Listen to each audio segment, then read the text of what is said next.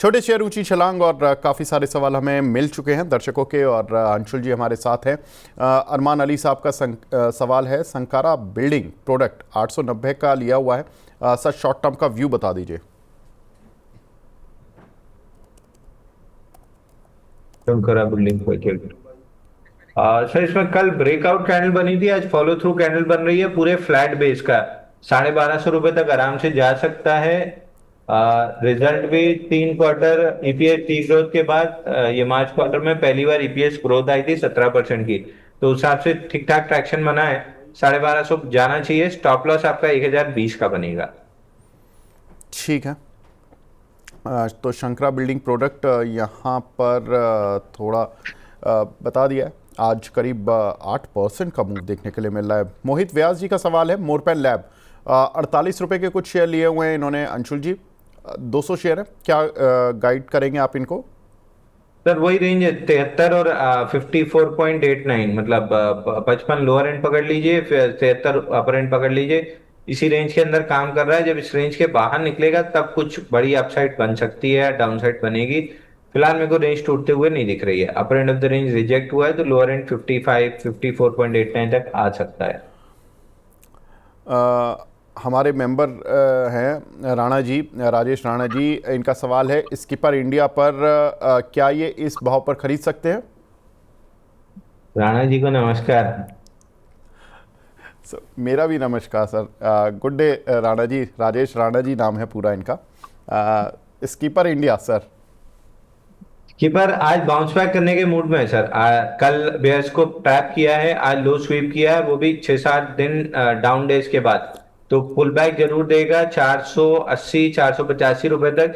But उसके ऊपर निकलेगा नहीं कहना मुश्किल है। पैटर्न अच्छा खासा बना था, उसका फेलियर भी आ चुका है। बट फेलियर के बाद फॉलो थ्रू मूव नहीं है। तो 480 की रेंज में अगर स्ट्रेंथ दिखाता है तो फिर फर्दर अपसाइड मिलेगी, नहीं वहीं से फिसलना स्टार्ट कर देगा।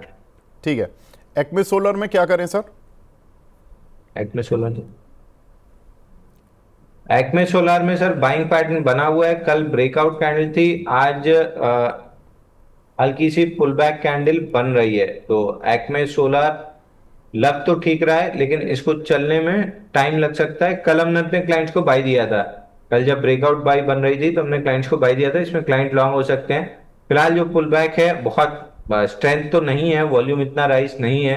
बट अगर ये स्टॉक 280 के नीचे टिकता है तो फिर वीकनेस स्टार्ट हो जाएगी। तो अगर किसी तरह का लॉन्ग है तो 280 का मैंडेटरी स्टॉप लॉस आपका होना ही चाहिए। ठीक है, एक सवाल मिला है यहाँ पर रेल टेल पर, कमल सेठी जी का सवाल है सर, इस पर शॉर्ट टर्म के लिए बता दीजिए। शॉर्ट टर्म के लिए तो इसमें डाउन मूव ही लग रही है। परसों ब्रेक डाउन था, कल फॉलो थ्रू था, आज थोड़ा सा सपोर्ट ले रहा है।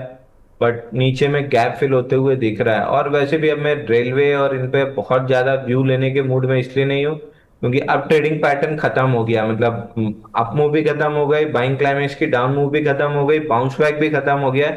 इसके बाद साइडवेज चॉपी स्ट्रक्चर स्टार्ट होता है, जहां पे बुलिश ब्रेकआउट भी फेल होते हैं, बेरिश ब्रेकआउट भी फेल होते हैं। तो अब इनमें पैसा कमाना नेक्स्ट टू इम्पॉसिबल हो जाएगा। बाकी मेरे को गैप फिल होते हुए दिख रहा है। 308 और 316 की रेंज में जो गैप है वो फिल होते हुए दिख रहा है। ठीक है, ट्राइडेंट पर क्या करें? मुकेश कुमार जी पूछ रहे हैं, 32 रुपए का लिया हुआ है, कोई स्टॉप लॉस बता दीजिए, टारगेट बता दीजिए। तो ट्राइडेंट ठीक लग रहा है। ऊपर में 33 रुपए 33-20 निकलता है तो इसमें अच्छी खासी अपसाइड बनेगी। फिलहाल के लिए lower and of the range है 29 और 29.77 से 29, ये मेजर सपोर्ट जोन है। इस जोन में अगर प्रोटेक्ट होता है तो वापस अपर एंड ऑफ द जोन 33.2 के लिए जाएगा। और जिस दिन 33.2 निकाल देगा, स्टॉक में 39.5 तक की अपसाइड बनेगी। मार्च और जून क्वार्टर में ईपीएस ग्रोथ काफी अच्छी आई है, मतलब 122 और 90%। और मार्जिन भी सुधरे हैं, जो 7-8% के आसपास एवरेज था वो 11% पे आया है। तो थोड़ा सा फंडामेंटल सुधर रहा है। टेक्निकली 33.2 के ऊपर सुपर बुलिश हो जाएगा। ठीक है, आगे बढ़ते हैं। अंशुल जी एक चीज़ बताइए, यहाँ पर एक हमारे दर्शक हैं मंगेश जी, वो बोले कि सर टेक्सटाइल सेक्टर में इन्वेस्ट करना चाहता हूँ, कोई अच्छी कंपनी बता दीजिए। ट्राइडेंट हमने डिस्कस कर ली, लेकिन कोई और कंपनी है जो कि आपको लगता हो कि वन ऑफ द बेस्ट है?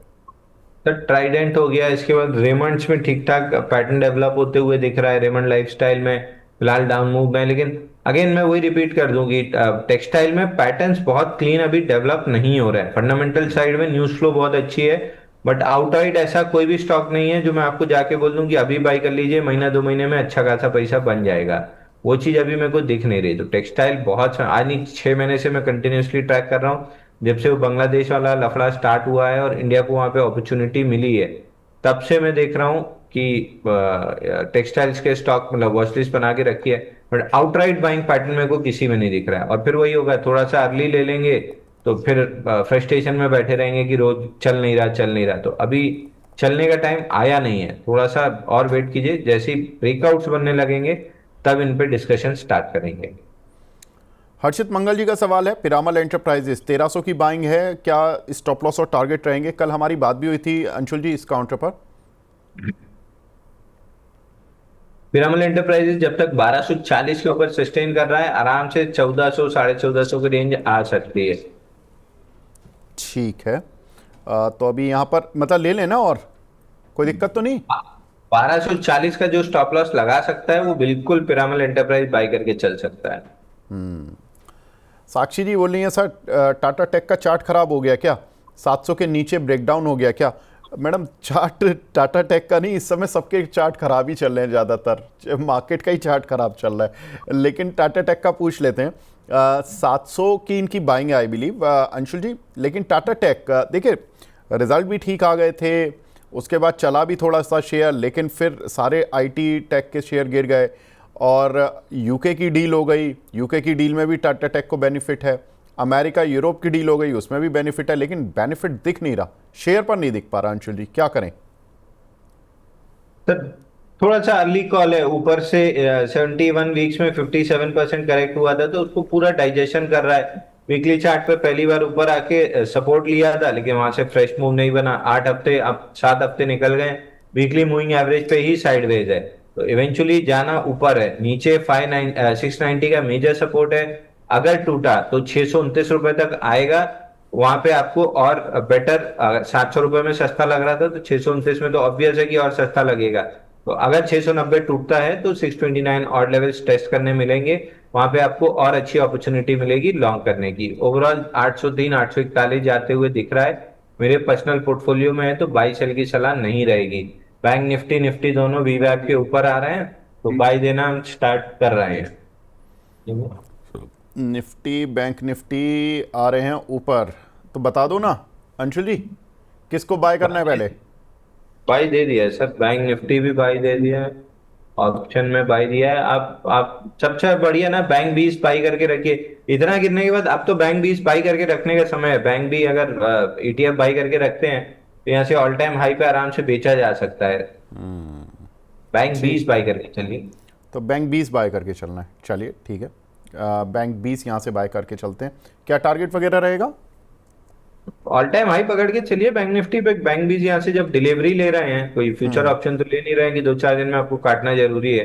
ठीक है। डिलीवरी के लिए ऑल टाइम हाई के आसपास बेचेंगे। वैसे 57,300 का मेजर रेजिस्टेंस है, और उसके ऊपर 57,600 पे ही ऑल टाइम हाई है, तो उस हिसाब से यहाँ से मान के चलिए कि 1300 से 1600 पॉइंट की अपमूव दिखती है। 1300 से 16 पॉइंट अगर चला तो 13 से 16 रुपए आपको बैंक बीस दे जाएगा। ठीक है, अगला ऑप्शन सवाल में हमें मिला। हाँ, कुछ फ्यूचर अंशुल जी ऑप्शन बोलना। जनरली मैं मीडिया प्लेटफॉर्म्स पे नहीं डिस्कस करता है, क्योंकि मालूम पड़ा अभी मैंने बाई बोल दिया, 10 मिनट बाद अगर वहां रिवर्सल कैंडल बनी, वहां पे एग्जिट दे दूंगा, यहाँ नहीं दे पाऊंगा, लोग फंसे रहेंगे। तो फ्यूचर ऑप्शन में मीडिया पे नहीं डिस्कस करता। ठीक है सर, प्रतिमा सिंह जी का सवाल है नॉर्थ आर्क पे, यहाँ पर लॉस में है, होल्ड करें या सेल? 264 के भाव से है इनके पास। सर एक बार स्टॉक का नाम रिपीट कीजिए। North Arc. नौकर। North Arc, North Arc. और नॉर्दर्न आर्क कैपिटल ना, जो 236 वाला है। सर 2 सेशन मिला के इसने ब्रेक डाउन दिया है, लेकिन स्विंग लो अभी बचा हुआ है, तो जब तक 226 प्रोटेक्टेड है, एक सेकंड अटेम्प्ट मार सकता है weekly moving average daily moving average के ऊपर आने के लिए। फिलहाल का ये down move weekly moving average retest करने हैं, जो प्रोबेबली 230 228 की जोन तक आ सकता है। वो जोन प्रोटेक्ट होती है तो वापस अप मूव बनाएगा, बट फिलहाल वो जोन आते हुए दिख रही है। ठीक है। मेट्रोपोलिस, अमान जी का सवाल है, 2000 पर इन्होंने बाय किए हुए हैं, 2100 तक का टारगेट जा सकता है क्या सर, होल्ड कर लें? Metropolis sir follow through action मिला था 16 जुलाई को। वॉल्यूम राइज था 1448%। उसके बाद से उसी कैंडल के अंदर पूरा इनसाइड बार का एक्शन चल रहा है। इतना लंबा चलना नहीं चाहिए था, 2-3 दिन पहले ही ब्रेकआउट आ जाना चाहिए था। 2-3 दिन और देख लीजिए, अगर इसी रेंज में रह जाता है तो फिर आपको एग्जिट करना पड़ेगा, क्योंकि फिर ये अपनी वजन से गिरने लगेगा। तो 3 दिन का, ये वीकेंड तक का समय दीजिए, फ्राइडे तक का। नहीं चला तो फिर एग्जिट की सलाह है। चलना है तो अगले 1 से 2 दिन में इसको चल जाना चाहिए। ठीक है। आनंद वर्मा जी का सवाल है, जिंदल वर्ल्ड वाइड 70 रुपये के लिए हुए हैं, लॉस हो रहा है, काफ़ी बार ये पूछ भी चुके हैं, इनको राय भी मिल चुकी है, लेकिन उतना ये लॉस नहीं बुक कर एग्जिट पाए नहीं हैं। करेंगे, लेवल्स को फॉलो नहीं करेंगे, एग्जिट नहीं करेंगे तो आप हमेशा परेशान रहेंगे। 54.97 ये lower and of the range था। अगर lower and of the range पे आप बाई कर रहे हैं अपर एंड ऑफ द रेंज के लिए, तो उसके फेलियर पे आप जैसे बहुत लोग ट्रैप्ड है ना, जो अपने स्टॉप लॉस काट के एग्जिट करेंगे। आप पकड़े के बैठे हैं, हर कोई पकड़ के नहीं बैठता ना, बाकी लोग तो अपनी कैपिटल खाली करते हैं कि किसी मूविंग काउंटर में चले जाएंगे, जैसे अरविंद फैशन हो गया, एसटीएल टेक हो गया, इस टाइप का कैपिटल रोटेट करते हैं। तो उनकी सेलिंग तो बॉक्स लो के फेलियर के नीचे आएगी आएगी ना, और वही सेलिंग इसको नीचे ला रही है। तो बॉक्स लो फेल हुआ है, 3 बार बॉक्स लो से बॉक्स हाई तक गया था, चौथी बार में बॉक्स लो फेल हो गया। तो इमीडिएट टारगेट 40 का जो था स्विंग लो, वो आ चुका है। अब यहाँ से 38 और 40 की जोन नहीं प्रोटेक्ट हुई, प्रोटेक्ट हो गई तो वापस 54 तक जाएंगे, नहीं प्रोटेक्ट हुई तो नीचे 34 तक की जोन आ सकती है। तो अगर आप रेंज प्ले कर रहे हैं और रेंज के लोअर एंड पे खरीद रहे हैं, तो उसके फेलियर पे बेचना भी तो सीखिए। अंशुल जी, अब गलती हो गई, अब कितना पनिश करेंगे? एक तो स्टॉक मार्केट पनिश कर रहा है सर, ऊपर से एक तो बच्चे का एग्ज़ाम खराब हो गया, ऊपर से प्रिंसिपल आकर और डांटे, तो सर ना क्या ना, करेंगे? मैं पनिश नहीं कर रहा हूँ सर। मैं आपको ये मतलब एक टर्म होता है रियलिटी चेक, वो दे रहा हूँ कि अपनी साइकोलॉजी सही कीजिए। पैसा तो देखिए रिकवर हो ही जाएगा। आप बैठे हैं इधर पे, मैं बैठा हूं इधर पे, तो कोई ना कोई स्टॉक में आपको बता ही दूंगा जो 8-10-15% चल जाएगा। पैसा तो आप कमा ही लेंगे। प्रॉब्लम उसकी नहीं, प्रॉब्लम साइकोलॉजी की है। अगर ये लॉस, छोटे loss, first loss is small loss, ये जिस दिन आप मान लेंगे कि first loss is small loss, मैं उसमें निकल जाऊंगा, तो आपके पास हमेशा कैपिटल फ्री रहेगी। कैपिटल फ्री रहेगी तो किसी भी दौड़ते हुए घोड़े पे आप चढ़ जाएंगे, तो 5-10% निकालना कोई बड़ी बात नहीं है। ये गिरते गिरते लॉस अगर 60-70% कर लिया ना, तो आपको 200-250% चलने वाला स्टॉक लगेगा कैपिटल रिकवर करने। तो मैं वो समझाने की कोशिश कर रहा हूं, स्ट्रैटेजी या बाई सेल से पैसा नहीं बनता है, आपकी साइकोलॉजी से बनता है, जो बहुत सही होनी चाहिए। लॉस बुक करते समय एकदम दिल पक्का करके लॉस बुक करना चाहिए। ठीक है। लेकिन अंशुल जी, एक चीज़ बताइए, ये काउंटर तो मतलब कंपनी प्रॉफिट में है, और मतलब लगातार प्रॉफिट में, ये नहीं कि 1 क्वार्टर 2 क्वार्टर का मामला हो। 20-30 करोड़ का प्रॉफिट दे देती है, पिछले क्वार्टर में भी 22 करोड़ का प्रॉफिट दिया है इन्होंने, उससे पहले क्वार्टर में 18, 17, 18, 28, इस तरह से इसका प्रॉफिट बना हुआ है। ठीक है, काउंटर नीचे आ गया क्योंकि ग्रोथ नहीं मिल पा रही है एज सच, लेकिन क्या 40 रुपये पे बेचना अब ठीक रहेगा? मतलब 39-40 रुपये पर, मतलब क्या ही अब, क्योंकि 70 रुपये की चीज़ आपकी ऑलमोस्ट 50% तो नीचे आ गई, और प्रॉफिट मेकिंग कंपनी है, जिंदल ग्रुप की कंपनी है। जनरली ये सारे थॉट आते हैं, मैं इसलिए बोल रहा हूँ। सर एग्जैक्टली आप जो कह रहे हैं, दोनों में आपने अपने ही सवाल में अपना जवाब भी दे दिया है। The term is growth. अगर आप जो बोल रहे हैं कि कंटिन्यूअस प्रॉफिट में है, तो ये चीज हम लार्ज कैप में देखते हैं कि कंटिन्यूअस अगर प्रॉफिट में है कंपनी, तो आप वो जो सौरभ मुखर्जी वाला सिस्टम है, बाई एट एनी प्राइस, वो लार्ज कैप के लिए होता है कि प्रॉफिटेबल कंपनी है तो बाई एट एनी प्राइस, 4-6 महीने बाद आपका भाव आ ही जाएगा और प्रॉफिट भी मिल ही जाएगा। मिड कैप, स्मॉल कैप और माइक्रो कैप के साथ आप ये स्ट्रैटेजी अपनाएंगे ना, तो आप 70-80-90% नीचे तक की भी प्राइस देख लेंगे। क्योंकि मिड कैप, स्मॉल कैप और micro cap, specially small cap और माइक्रो कैप, प्रॉफिट या लॉस से नहीं चलते हैं, वो परसेंटेज ऑफ ग्रोथ से चलते हैं। अब पिछले 2 क्वार्टर में ईपीएस ग्रोथ पॉजिटिव है, रिटर्न मतलब कंपनी प्रॉफिट में है, लॉस में नहीं है। बट ग्रोथ रेट क्या है? -12%। अगले मार्च क्वार्टर की ग्रोथ रेट क्या है? -22%। तो EPS growth rate, the term is growth. अगर ईपीएस ग्रोथ, सेल्स ग्रोथ नहीं है, तो मिड कैप, स्मॉल कैप अपने ही वजन से गिरने लगते हैं।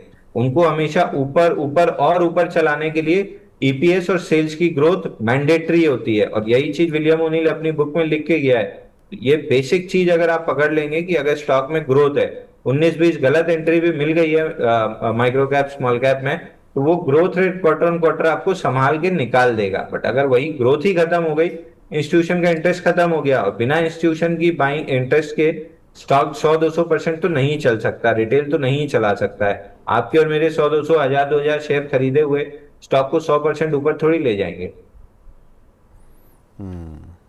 ठीक बात है। अगला सवाल हमें मिला है यहाँ पर शशि प्रधान जी का। ये बोल रहे हैं जूनिपर। सर ये जूनिपर में क्या स्टोरी चल रही है? 304 रुपये का इन्होंने लिया हुआ है। जूनिपर पर भी काफ़ी सवाल आने लगे हैं। पर इतना बढ़िया स्टॉक है सर, 3 बार हमने 7-7% बुक किया था, एकदम एक्सट्रीम लास्ट टाइम में 9 जुलाई को जब इसमें 300 रुपए का ब्रेकआउट दिया था। 8 दिन की रेंज थी 286-300, तब भी हमने बाई दिया था। 300 से 328 रुपए तक गया था, ऑलमोस्ट 7-8% रिटर्न दिया था। वहां से प्रॉफिट बुकिंग हुई, अब वापस नीचे आ रहा है, ये रेंज 300 के आसपास, फिर वापस से बॉक्स बनाएगा, दोबारा बाई करेंगे, फिर 8-10% का रिटर्न मिलेगा, बुक कर लेंगे। ओवरऑल स्ट्रक्चर पे आप देखेंगे तो जूनिपर को जाना है ऊपर 398 रुपए कम से कम। तो ये 8-9% का मूव लेते रहिए। अगर आपने 3 बार तुम जूनिपर में ले ही चुके हैं, अगर 3 बार और मिल गया पूरे साल में, तो आप 6 बार कर लेंगे 8%, जो 6 साल की एफडी का रिटर्न निकल आएगा। तो परसेंटेज अगर इस तरीके से मानसिकता बनाएंगे तो प्रॉफिट बुक करना आपके लिए आसान होगा। नहीं तो आप हर स्टॉक को टू द मून प्ले करने की कोशिश करेंगे तो 100 में से एक आध ही स्टॉक जाता है। यूनिपर वापस आ रहा है, बाइंग रेंज में आ चुका है, यहाँ पे बॉक्स बनना या कंसोलिडेशन या रिजेक्शन कैंडल कुछ बुलिश एविडेंस मिलेगा तो वापस से बाई करेंगे, हमारी एक्टिव वॉच लिस्ट में है। अगला सवाल हमें मिला है उमेश सैनी जी का। पहले तो बोल रहे हैं कि I am a big fan of money 9 and both of you, thank you Umesh ji. और इनके पास सर रैमसन्स इंडस्ट्रीज़ के कुछ शेयर पड़े हुए हैं 146 रुपीज़ के। अभी इस पर क्या करें, क्या नज़रिया है sir? Sir Ramson industry BSc only listed है, मार्केट कैप भी कुछ नहीं दिख रहा है, और ये सीधे सर्किट में ऊपर जाती है, सर्किट में नीचे आती है। वही एडीएजी, जेपी ग्रुप और इस टाइप के शेयर में मैं सलाह नहीं देता हूँ। सर्किट में ही ऊपर जाता है तो मिलेगा नहीं, सर्किट में नीचे आता है मिल गया तो बिकेगा नहीं, तो कोई मतलब ही नहीं है ऐसा शेयर ट्रेड करने का। ठीक है। अगला सवाल हमें मिला है यहाँ पर मोहदाता अंसारी जी का, रेन इंडस्ट्री। सर बड़े दिनों बाद आया, रेन भी काफ़ी हो रही है, आपकी साइड भी हो रही है क्या अंशुल जी? रात को थोड़ी बहुत होती है सर, लेकिन गर्मी बहुत है अभी। अच्छा, हमारे यहाँ तो काफ़ी चौक हो रखा है आज मामला। रेन इंडस्ट्री सर बाइंग 154 की है, क्या करना चाहिए? सर रेन में वीकली चार्ट पे 2022 से एक रेंज बनी है, नीचे 126 नहीं तोड़ता है, और ऊपर खिंचते गिरते पड़ते 200 रुपए तक जाता है, 200 नहीं तोड़ता है। फिलहाल lower and of the range से चला है, बढ़िया रिजेक्शन के साथ चला है।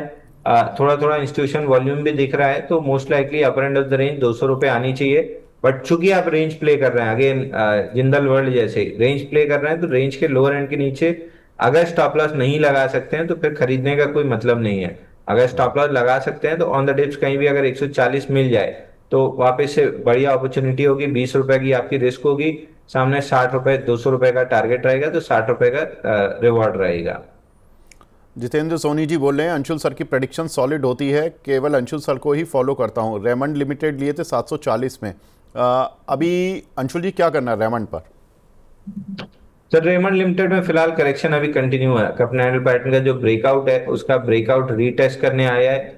एक बार 670 तक भी आ सकता है, इस जोन में कहीं भी रिजेक्शन एंड रिवर्सल कैंडल बनी तो फिर 900 950 तक की अपसाइड बन जाएगी। पैटर्न में बहुत ज्यादा मेरे को दिक्कत नहीं दिख रही है, क्योंकि निफ्टी बहुत तेजी से फिसला है, तो लगभग सभी स्टॉक्स में करेक्शन आया है। ये स्ट्रॉन्गर स्टॉक की कैटेगरी में है तो इसमें फॉल कम आई है। रिवर्सल पे सबसे पहले चलते हुए यही स्ट्रॉन्ग स्टॉक्स हैं, यही रिवर्सल में सबसे पहले चलते हुए दिखेंगे। ठीक है। अगला सवाल हमें मिला है अवैव राय जी का, स्वान एनर्जी सर 510 के लिए हुए, क्या टारगेट स्टॉप लॉस रखें?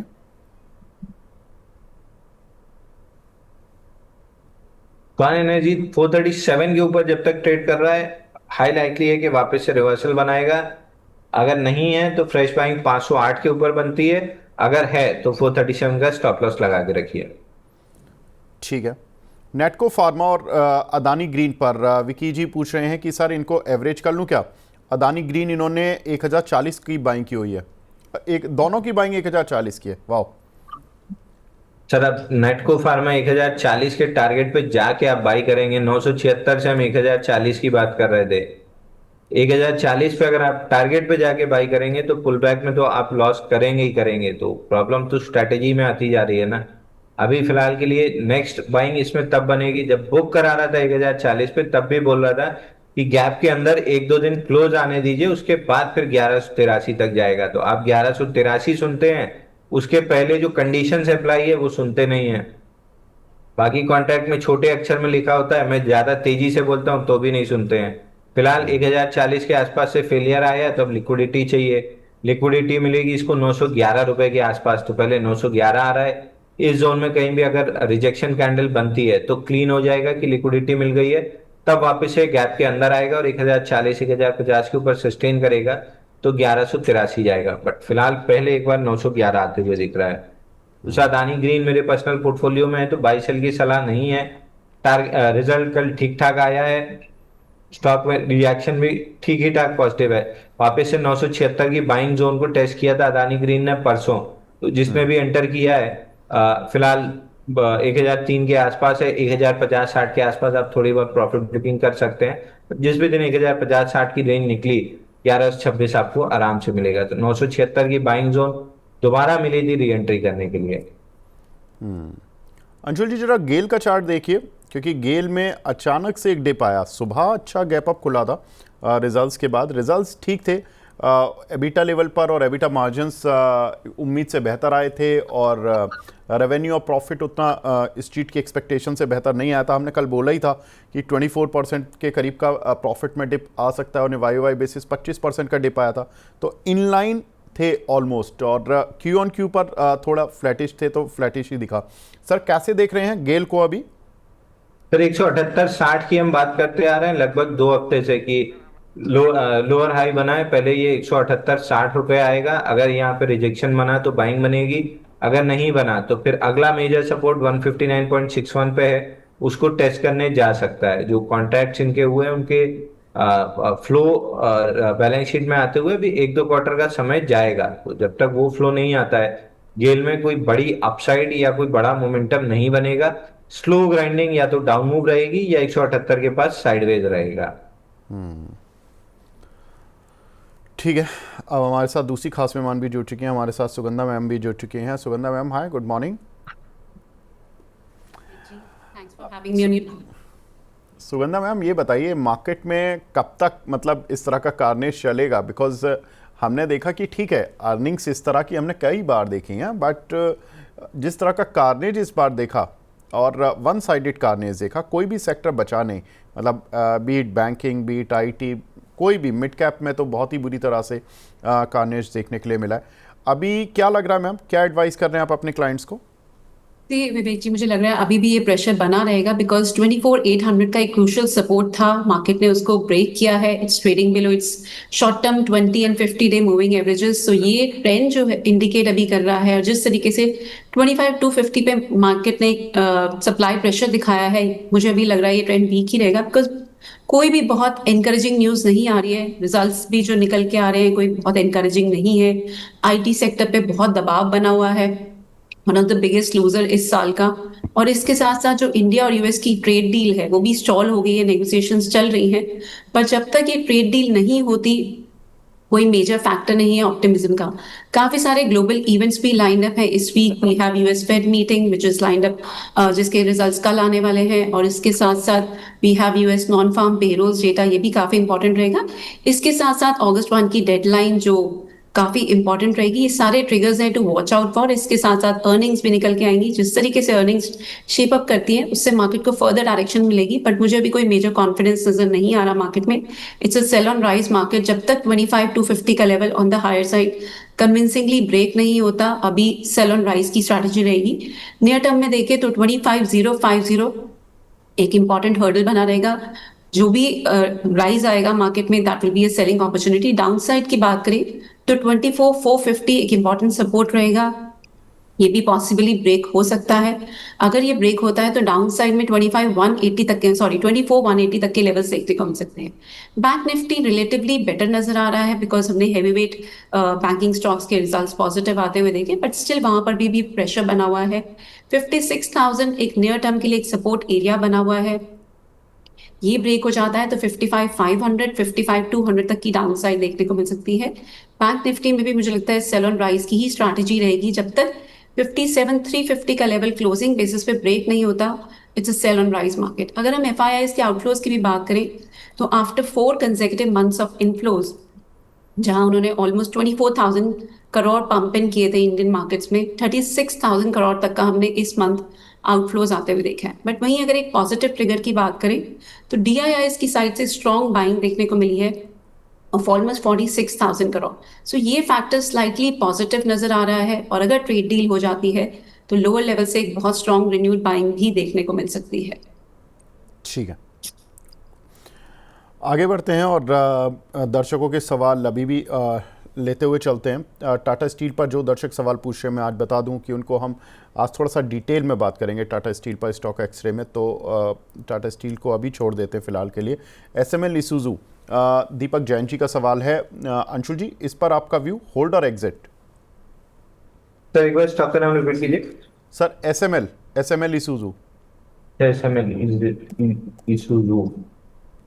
सर इस पे हमने मल्टीपल टाइम डिस्कस किया है कि 4,000 के ऊपर एटीआर एक्सटेंशन कैंडल्स बन रही हैं, पुल बैक आएगा और डीपर पुल बैक आएगा। तो ये 4 दिन कंटिन्यूस डाउन मूव है, डेली मूविंग एवरेज टेस्ट हो गए, लेकिन वीकली मूविंग एवरेज 2,500 रुपए पे छूटा हुआ है, अभी भी 1,000 पॉइंट नीचे। तो आइडियली डेली स्विंग लो 3,038 पे है, वहां तक कम से कम डाउन मूव आनी चाहिए। मेरे को याद है जब ये बढ़ रहा था एटीआर एक्सटेंशन कैंडल, हमने 3 दिन कंटिन्यू डिस्कस किया था कि 22 जुलाई को भी, 23 जुलाई को भी और 24 जुलाई को भी। ठीक है, भैरव जी का सवाल है आरबीएल बैंक। मैम कैसे देख रहे हैं आरबीएल बैंक को? सी विवेक जी, अभी मुझे थोड़ा सा प्रेशर ही नजर आ रहा है। डाउन साइड में सपोर्ट की बात करें तो 235 एक स्ट्रॉन्ग सपोर्ट बना हुआ है स्टॉक के लिए। जब तक 235 का लेवल होल्ड है, एक होप है कि यहाँ पे रिकवरी देखने को मिल सकती है। बट अगर हम हायर साइड की बात करें तो 265 के लेवल पर एक ओवरहेड रेजिस्टेंस बना हुआ है, और stock is now holding below its 20-day moving averages. So इसमें एक फर्दर स्कोप बना हुआ है डाउन साइड का, बट अगर आप होल्ड करना चाहते हैं तो 232 के स्ट्रिक्ट स्टॉप लॉस को लेके चलें और क्लोजिंग बेसिस पे। बट ट्रेंड मुझे कोई बहुत पॉजिटिव नजर नहीं आ रहा। जब तक 268 270 के ऊपर ये स्टॉक सस्टेन नहीं करता, कोई बहुत प्रॉमिसिंग आउटलुक नहीं नजर आ रहा है स्टॉक। ठीक है, अगला सवाल मिला है मुख्तार खान जी का, टाटा केमिकल का क्या करें सर जी, सेल कर दे क्या? ऑलरेडी बोल चुके हैं कि टाटा केमिकल पर आप प्रॉफिट बुक कर लीजिए। बहुत ज़बरदस्त कॉल। अंजलि, मैं इसको बोलूँगा क्योंकि ये देखिए पिछले 2 महीने में ना मार्केट ने बहुत गंदा मूव दिया है। अगर आप देखोगे मतलब मिड कैप स्मॉल कैप चले ही नहीं, कोई चल गया गलती से तो चल गया, मतलब कन्विक्शन वाला कोई नहीं चला। तुक्केबाजी से चले तो बहुत चले। टाटा केमिकल लेकिन कन्विक्शन के साथ चला सर, जहां से दिया था उसके नीचे कभी देखने के लिए नहीं मिला। उसके ऊपर ही 920 910 की रेंज से, आई रिमेंबर 910 की रेंज के आसपास आपने शायद इसको आइडेंटिफाई किया था, और वहां से फिर 940 पे भी प्रॉफिट बुक कराया, फिर नीचे दिलवाया 950 पर, और अब 990 तक आ गया है। इसको शॉर्ट टर्म लॉन्ग टर्म दोनों वाले एग्जिट करें या केवल शॉर्ट टर्म वाले एग्जिट करें? तो केवल शॉर्ट टर्म वालों को एग्जिट करना चाहिए, क्योंकि लॉन्ग टर्म वालों के लिए तो हमने ऑलरेडी टारगेट डिस्कस किया हुआ है कि ये 1132 रुपए जा रहा है। इसलिए मैं डिप्स पे बार बार कॉन्फिडेंट रहता हूँ कि बाई कीजिए, 7-8% का मूव आपको मिल जाएगा। 1132 आएगा तब मैं रिवाइज करूंगा कि लॉन्ग टर्म वालों को बुक करना है या नहीं। तो यहाँ से नेक्स्ट राउंड ऑफ कंसोलिडेशन, या तो डिप ले ले तो दोबारा बाई करेंगे, या 990 के ऊपर टिकने लगे और वहां पे कंसोलिडेशन कोई टाइट रेंज बनाए तो हम बाई करेंगे, तब चलेगा। ठीक है, राशिद चौधरी जी का सवाल है, आईओसी के 1000 शेयर हैं 131 पर, इसमें क्या करें? सुगंधा मैम।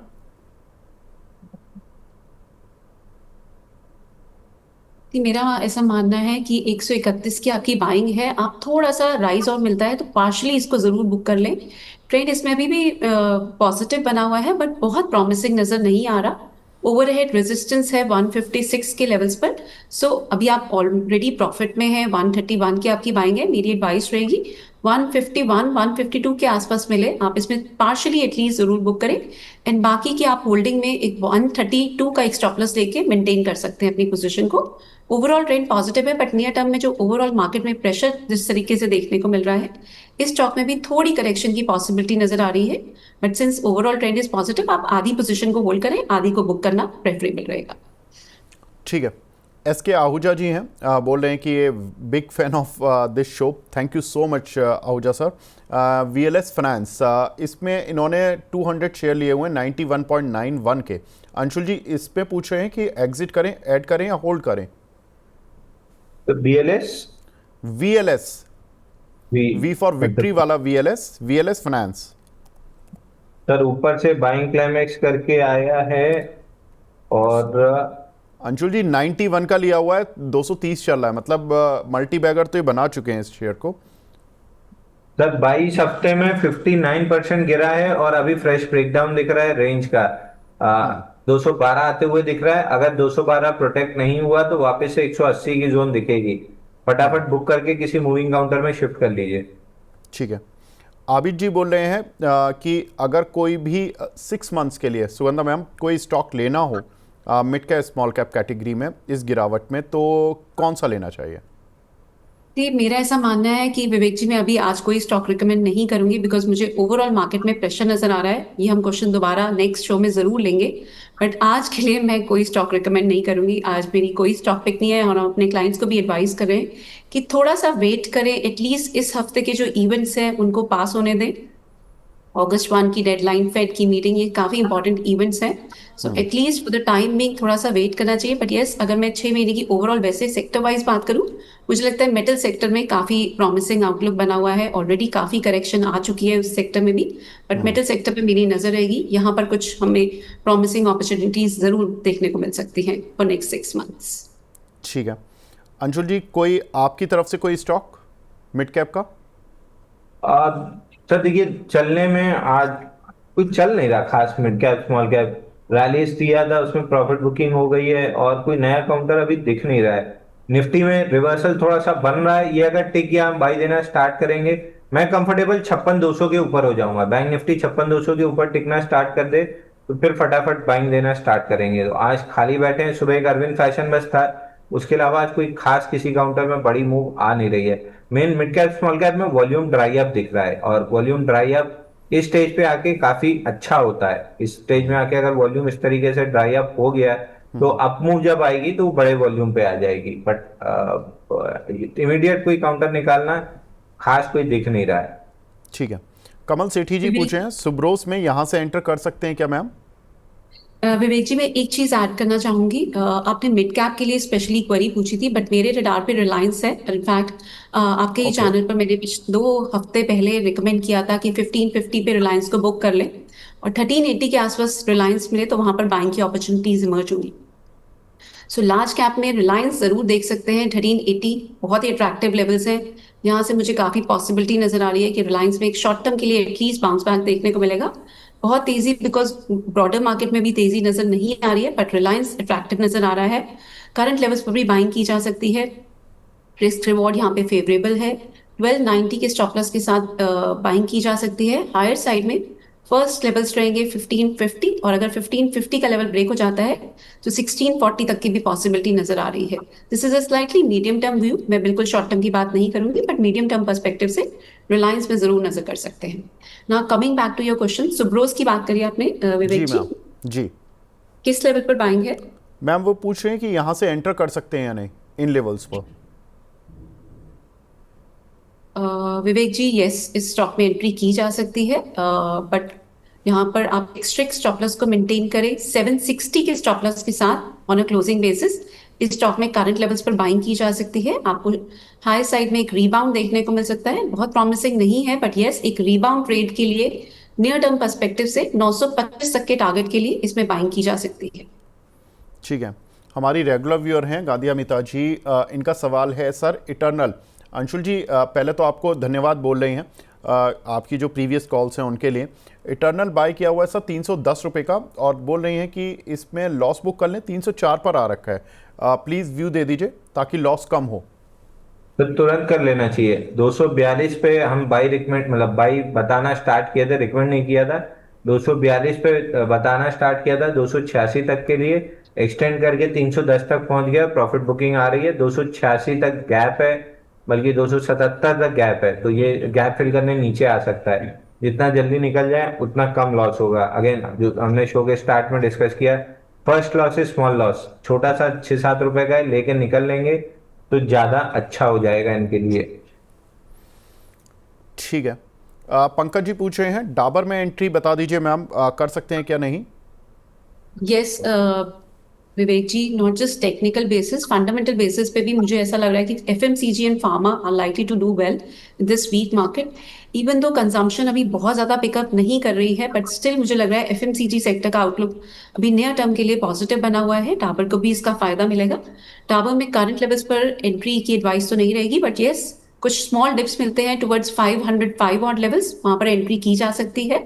स्टॉप्स रहेंगे 445 डाउन साइड में, और हायर साइड में टारगेट्स रहेंगे फर्स्ट 585 एंड देन 640 लेवल्स भी देखने को मिल सकते हैं। ये अगले 4 से 5 महीने का नजरिया रहेगा, इसी नजरिए के साथ बाइंग करें। बिकॉज स्टॉक अगर हम अभी देखें तो जिस तरीके से एक लोअर लेवल पे हमने कंसोलिडेशन आते हुए देखी, उसके बाद एक अच्छा ब्रेकआउट देखने को मिला, it's holding above it's short term moving averages. और मुझे लग रहा है अगर कंजम्पशन ओवरऑल अर्बन कंजम्पशन भी पिकअप करती है तो डाबर को काफी फायदा मिलेगा। रूरल कंजम्पशन ऑलरेडी कुछ हद तक पिकअप कर रही है, so both of these factors are likely to act as a catalyst. और टेक्निकल सेटअप भी पॉजिटिव नजर आ रहा है, सो इसमें बाइंग की जा सकती है on small dips. Sindhu Trade, Preeti ji पूछ रही हैं अंशुल जी क्या करें इसमें? तो 30 रुपए के नीचे कल क्लोज किया था, आपकी सारी लॉन्ग पोजीशन से एग्जिट हो जाना चाहिए। ठीक है, देखिए स्टॉप लॉस ट्रिगर हुआ तो कोई बात नहीं। अगर 10 में से एक कॉल पर ट्रिगर हो रहा है तो निकल जाए। फालतू में वेट करने का फ़ायदा नहीं है, क्योंकि जिंदल वर्ल्ड वाइड देख रहे हैं आप कि 70 रुपये का शेयर उनको बोला भी था।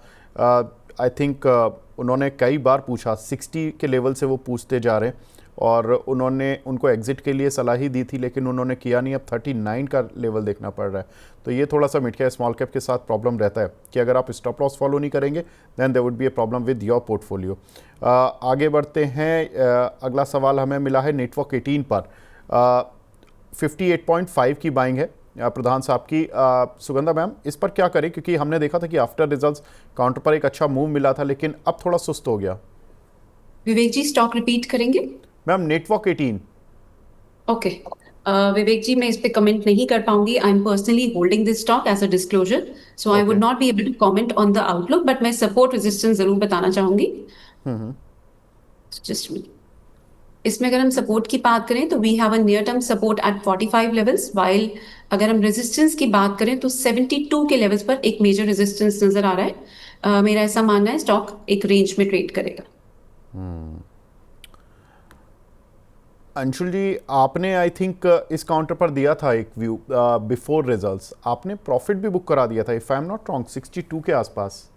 उसी दिन 10% बढ़ा था सर, पूरी प्रॉफिट लेके बाहर भी हो गए थे कि अगला सेटअप जब बनेगा तब बाई देंगे। अगला सेटअप अभी तक बना नहीं है। ओके ठीक है। और जी पर क्या व्यू रहेगा अंशुल जी? 125 के लिए हुए शॉर्ट टर्म के लिए। ठीक है, रिजल्ट तो सुधर रहे हैं सर, लेकिन प्राइस पे 123.70 के नीचे क्लोजिंग कल के सेशन में हुई है।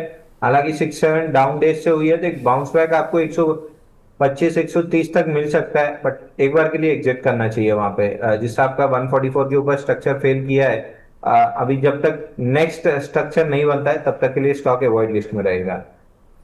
ठीक है। अक्षय कुमार जी हैं, अरे बड़ा अच्छा नाम है अक्षय कुमार। जेके पेपर, इनका क्वांटिटी है मैम 395, 500 शेयर है। इसका व्यू क्या, इस पर क्या व्यू रहेगा आपका? क्योंकि मैम हमने देखा था कि रिजल्ट्स भी आए थे, रिजल्ट्स थोड़े से पेपर कंपनीज के वीक ही चल रहे हैं, लेकिन जेके पेपर पर आपका व्यू? विवेक जी, मेरा इस स्टॉक पे पॉजिटिव व्यू है। Even though short term moving averages के बिलो ट्रेड कर रहा है, बट इस स्टॉक ने बहुत टाइम के बाद एक डाउनवर्ड स्लोपिंग ट्रेंड लाइन का ब्रेकआउट दिया था और उसके बाद से इस स्टॉक में हमने एक अच्छी अपटेक भी आते हुए देखी है। दोबारा से अगर हम देखें तो इस स्टॉक में 349 के लेवल्स पर हमने एक अच्छी बेस बिल्डिंग होते हुए देखी है। सो इस स्टॉक पर मेरा ऐसा मानना है कि बने रहे। आपने किस लेवल पर इनकी बाइंग है? I think 350। यस मैम, इसी रेंज हाँ, में थी। 395, माफ़ कीजिएगा। 395 मेरा ऐसा मानना है कि बिल्कुल बने रहे इस स्टॉक में। थोड़ा सा मैं डीप स्टॉप लॉस इसमें देना चाहूंगी। 300 का इसमें स्टॉप लॉस ले ले एंड बने रहे। अगर आप 5 से 6 महीने का नजरिया देखते हैं तो ये स्टॉक 520 तक के लेवल्स को भी टेस्ट कर सकता है। थोड़ी सी नॉइस रहेगी, उसको आपको इग्नोर करना पड़ेगा। शॉर्ट टर्म में जरूर वॉलेटिलिटी आएगी, बट इस स्टॉप लॉस के साथ आप क्लोजिंग बेसिस पे बने रह सकते हैं। ओवरऑल ट्रेंड काफी प्रॉमिसिंग नजर आ रहा है इस स्टॉक में। ठीक है, इसके रिजल्ट्स भी आए थे। रिजल्ट्स में देखिए वाई ओ वाई बेसिस पर जरूर थोड़ा सा गिरावट देखने के लिए मिला। नेट प्रॉफिट फ्रंट पर 141 करोड़ के मुकाबले केवल 85 करोड़ का प्रॉफिट आया था। लेकिन इसके जो पिछले 3 क्वार्टर अगर आप देखेंगे तो उसमें रिलेटिवली बेटर ये क्वार्टर रहा है, क्योंकि इनका जो दिसंबर क्वार्टर था उसमें 65 करोड़ का प्रॉफिट रहा। फिर मार्च क्वार्टर में थोड़ी सी स्थिति सुधरी तो 77 करोड़ का प्रॉफिट आया। अभी स्थिति सुधरी, 85 करोड़ का प्रॉफिट आया। दैट मीन्स कि क्यू ऑन क्यू बेसिस पर रिकवरी आ रही है, लेकिन वाई ओ वाई बेसिस पर अभी थोड़ा से प्रॉफिट डिक्लाइन ही देखने के लिए मिल रहा है। आगे बढ़ते हैं। राजीव गुप्ता जी का सवाल है ब्लिस जीवीएस। अंशुल जी, काफ़ी दिनों बाद ये क्वेश्चन आया। 155 के लिए हो इन्होंने 1 मंथ के लिए, क्या करें सर? इसमें एक और भी ट्रिगर था, इसमें प्रमोटर ने भी बाय किया था अंशुल जी 150 के आसपास। अभी हालांकि काउंटर वहाँ से चला भी काफ़ी अच्छा, 120 130 के लेवल से चलता हुआ ये 158 160 तक पहुंचा है। सर क्या करना है इस काउंटर पर? तो वीकली चार्ट पे 23 जून को एक ब्रेकआउट कैंडल बनी थी। उसके बाद से 5 हफ्ते, 5वां हफ्ता है जहाँ कंसोलिडेशन चल रहा है। वीकली मूविंग एवरेज अभी कैचअप नहीं हुए हैं और 3-4 हफ्ता लगेगा वीकली मूविंग एवरेज कैचअप होने के लिए। 144 पे पीछे छूटे हुए हैं। वीकली मूविंग एवरेज कैचअप होने के बाद स्टॉक में अपमूव बन सकती है। तो जिस आपका स्ट्रक्चर है बहुत पॉजिटिव है, लेकिन वीकली मूविंग एवरेज कैचअप होने के पहले चलता हुआ नहीं दिख रहा है, तो 2 से 3 हफ्ते अभी समय लगेगा। ठीक है। मोहम्मद शाहिद जी बोल रहे हैं कि सर आप मेरा सवाल नहीं ले रहे हो, कोई नाराज़गी आ रही है? शाहिद साहब, ऐसी कोई बात नहीं है, आपकी कोई आपसे कोई नाराज़गी नहीं है। लेकिन वारी एनर्जी हम थोड़ा पहले डिस्कस कर चुके हैं। आई थिंक आपने शो देखा नहीं स्टार्टिंग से, लेकिन कोई बात नहीं, मैं आपका सवाल दोबारा ले लेता हूँ। 3300 पर वारी एनर्जी लिए हुए हैं मैम इन्होंने। अभी क्या करें, क्योंकि कल हमने इसके रिजल्ट्स भी आते हुए देखे थे, रिजल्ट्स तो ठीक ठाक आए थे, लेकिन अभी करना क्या? विवेक जी, रिजल्ट्स प्रॉमिसिंग रहे हैं। स्टॉक ऑलरेडी काफी चल चुका है। अभी भी ओवरऑल आउटलुक जरूर पॉजिटिव है, पर मुझे लग रहा है कि थोड़ी सी इसमें प्रॉफिट बुकिंग देखने को मिल सकती है। 3280 के लेवल पर एक नियर टर्म में अगर हम देखें तो रेजिस्टेंस है। अगर आप स्लाइटली लॉन्गर टर्म मोहम्मद जी रखना चाहते हैं तो जरूर बने रह सकते हैं, बट अगर आप सिर्फ शॉर्ट टर्म का नजरिया देख रहे हैं तो मेरा ऐसा मानना है कि 3280 के आसपास अगर आपको ये स्टॉक मिलता है तो एटलीस्ट पार्शली जरूर बुक करें। इस स्टॉक में अगर 3400 के ऊपर अगर ब्रेकआउट हो जाता है तो एक फर्दर अपसाइड भी देखने को मिल सकती है। तो एटलीस्ट 3280 के आसपास पार्शली बुक करें, बाकी को ट्रेल करें 3000 के लेवल पर, बिकॉज ये इसकी शॉर्ट टर्म मूविंग एवरेजेस को कॉरस्पॉन्ड कर रहा है 3000 का लेवल। ट्रेंड पॉजिटिव है, रिजल्ट्स पॉजिटिव है। स्टॉक में हम अच्छी बाइंग आते हुए देख रहे हैं, बट स्टॉक बहुत चल चुका है।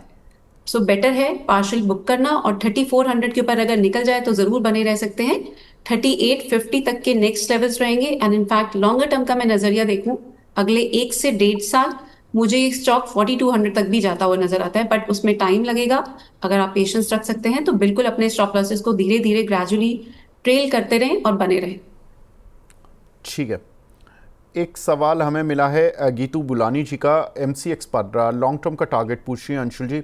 ये काउंटर सर वन वे चला, 6000 से 8000 8500 की रेंज तक पहुंचा था। अभी क्या करना है सर? तो बुक कर लेना चाहिए एक बार। एक बार बुक करके निकल जाएंगे तो ज्यादा बेहतर है। नीचे 7000 रुपए तक दिख रहा है आते हुए, वहीं पे वीकली मूविंग एवरेज है। 7000 प्रोटेक्ट होना चाहिए NSE NSTL के IPO की वजह से।